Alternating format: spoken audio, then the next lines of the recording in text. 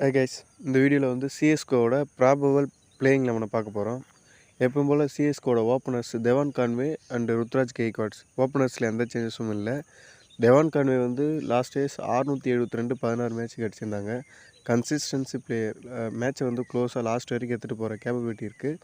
And another side வந்து Ruturaj Gaikwad, Indian opener. அவர் வந்து 590 run அவரும் கன்சிஸ்டண்ட்டாக ப்ளே பண்ணிட்டு இருந்தார். லாஸ்ட் இயர் கூட 100 ரன் அடிச்சிருந்தாங்க.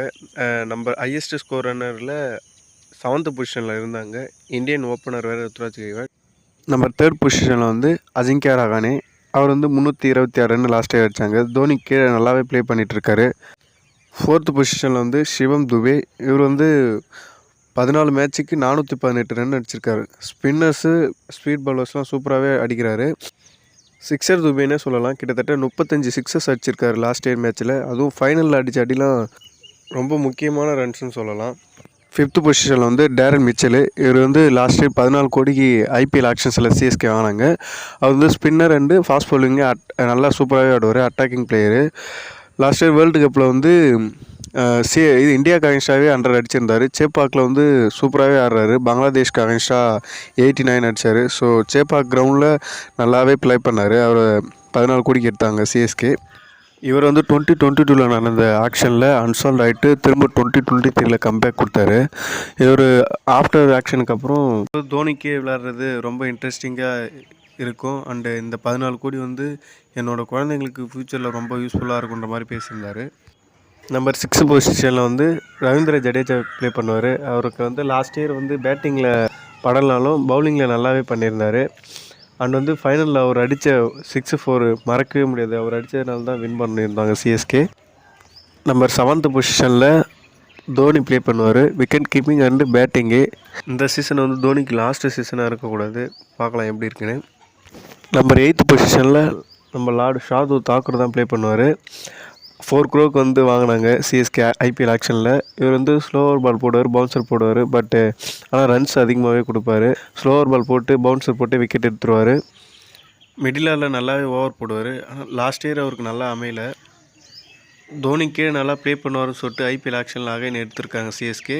2019 ஐபிஎல் ஃபைனலில் வந்து மும்பை இந்தியன்ஸ் கூட வந்து மலிங்கா லாஸ்ட் ஓவர் போடுவார். அப்போ வந்து இவர் ஒரு ரன்னு கூட அடிக்காமல் எல்பிடபிள்யூ அவுட் ஆகிடுவார். அந்த மேட்ச் சிஎஸ்கே லாஸ் பண்ணியிருந்தாங்க. தோனி கிரவுண்டில் வந்து ஏதாச்சும் திட்டுவாங்கன்னு சொல்லிட்டு நான் பார்த்துட்டு இருந்தேன். பட் தோனி என்னை எதுவுமே சொல்லலை, தட்டி கொடுத்துட்டு போயிட்டார். அதுக்கப்புறம் நான் வந்து இந்த பேட்டிங்லாம் நல்லா ப்ராக்டிஸ் பண்ணி அதுக்கப்புறம் நல்லா ஆடணுன்ற மாதிரிலாம் பேசியிருந்தார். 9th பொசிஷனில் வந்து தீபக் சஹர். இவர் வந்து ஸ்டார்டிங் மேட்சஸில் லாஸ்ட் இயர் வந்து நல்லா போடலை. பட் நடுவில் கொஞ்சம் நல்லா போட்டிருந்தார். இன்ஸ்விங் அவுட் ஸ்விங்லாம் நல்லாவே போடுவார். ஸ்ட்ரைட்டாகவே சிஎஸ்கேவோட பிளேயிங் 11 மெயின் பவுலராக இவர் தீபக் சஹர் இருப்பார். 10th பொசிஷனில் வந்து தீக்ஷனா ஸ்பின்னர். இவரும் லாஸ்ட் இயர் நல்லாவே போட்டிருந்தார். அண்டு 11th பொசிஷனில் வந்து பத்திரானா.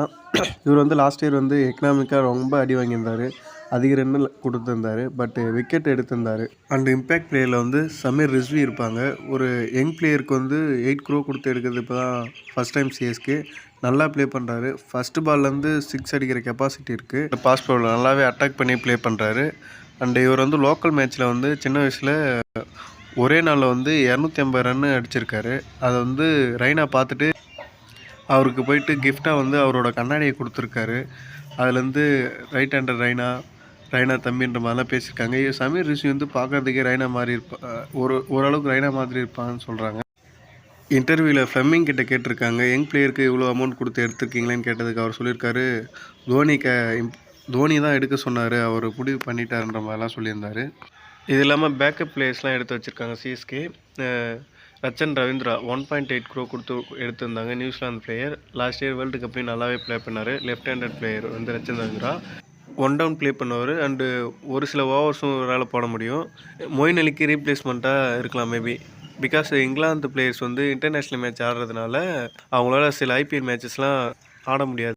லாஸ்ட் இயர் வேர்ல்டு கப்பில் நல்லா ப்ளே பண்ண இவர் ஐபிஎல் ஆக்ஷன்லையா இவ்வளோ கம்மியான ரேட்டுக்கு போனார்னா இவருக்கு வந்து T20 மேட்ச்சில் அகைன்ஸ்டாக ரெக்கார்டு அதிகமாக இல்லை.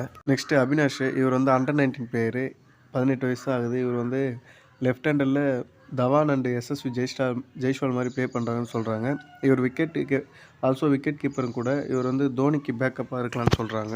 10 ரன் அதிக ரன்னு கொடுத்தாருன்னா அவருக்கு பேக்கப்பாக வந்து முஸ்தபிர் ரஹ்மான் பங்களாதேஷ் பிளேயரை 2 கோடிக்கு சிஎஸ்கே எடுத்திருக்காங்க. அவருமே பாதி ஐபிஎல் மேட்ச்சில் இருக்க மாட்டார். இவரும் நல்ல ஏர்கட் போடுவார், பவுலிங் நல்லாவே போடுவார். இவர் ஆர்ஆர், எஸ்ஆர்ஹெச் இந்த டீம்லாம் இதுக்கு முன்னால் ப்ளே பண்ணியிருக்காரு.